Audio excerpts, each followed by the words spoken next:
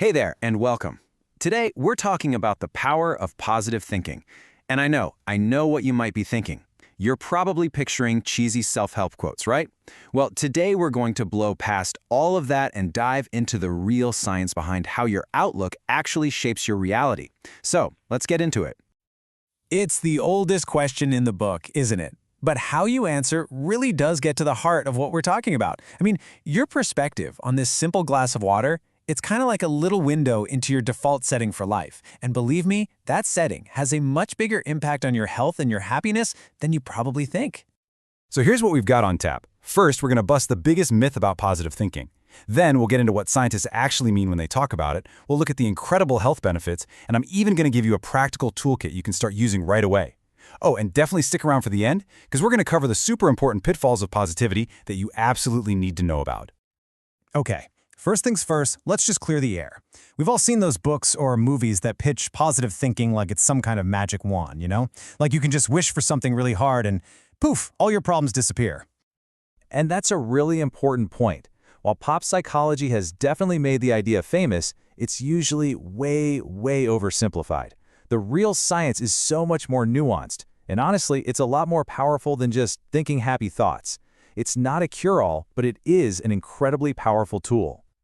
So if it's not magic, then what is it? Okay, let's dig into what the science actually says. This is where we get into the evidence-based reality of what it really means to be a positive thinker. And this right here is the key. Positive thinking isn't about putting on rose-colored glasses and pretending that problems don't exist. Not at all. It's actually the opposite. It's about looking a challenge right in the eye and figuring out how to make the best of it. It's about seeing the good in people and believing in yourself, that you can handle whatever life throws at you. See? It's active, not passive. You know, what's fascinating is how this breaks down our inner monologue, the story we tell ourselves. A psychologist named Martin Seligman calls this our explanatory style.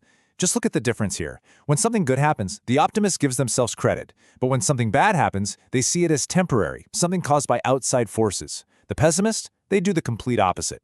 They blame themselves for bad things and see those failures as permanent. But when something great happens, that was just luck. Which one of those sounds a little more like you? Okay, so we know what it is, but why should we care? This is where things get really compelling. Let's talk about the actual proven health benefits, because the evidence here is overwhelming. Just take a look at this list. Seriously, we are talking about a longer life, lower rates of depression, getting sick less often, even a reduced risk of dying from heart disease. This isn't just about feeling good in your head. Positive thinking has a real measurable impact on our physical bodies. One of the big theories is that positive people are just less beaten down by stress, and they also tend to make healthier choices in general. And what does that look like in the real world? Well, it looks like this number. A massive study that went on for 35 years found a direct link between having a positive attitude and living longer. Think about that. 35 years of data. It's pretty hard to argue with that. Okay, so maybe you're sold on the idea, but how do you actually do it? Especially if you're not exactly a natural-born optimist. Well, let's get practical. Let's shift from the why to the how, with some simple, actionable tools you can start using today. Think of this as your starter kit, and trust me, it's powerful stuff. First, just start noticing your thoughts. No judgment, just listen. Is that voice in your head an encouraging coach or a harsh critic? That awareness alone is a huge first step. Second, the gratitude journal. I know it sounds a little cheesy, but this actually retrains your brain to look for the good stuff. It doesn't have to be anything deep. Just write down 3 simple things. That first sip of coffee, a funny text from my friend, finally finishing that project. And third, positive self-talk.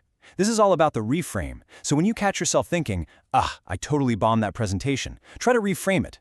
Okay, that didn't go how I wanted, but now I know exactly what to do differently next time.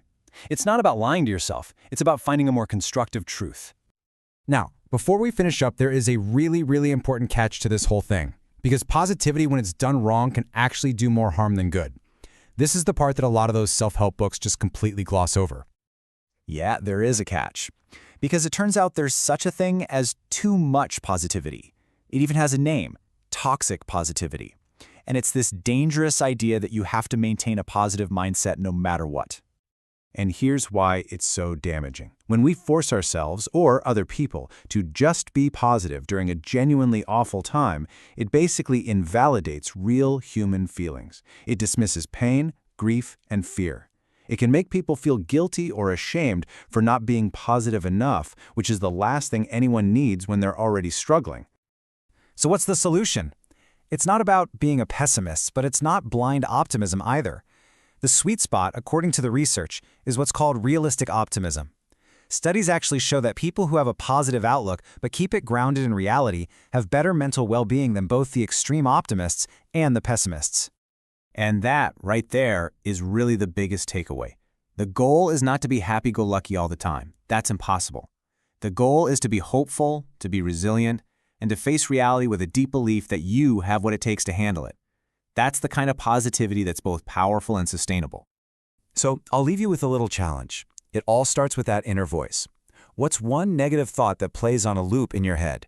And how could you reframe it today? Not with some fake toxic positivity, but with a little dose of realistic optimism. That's where the real power is. Thanks for tuning in.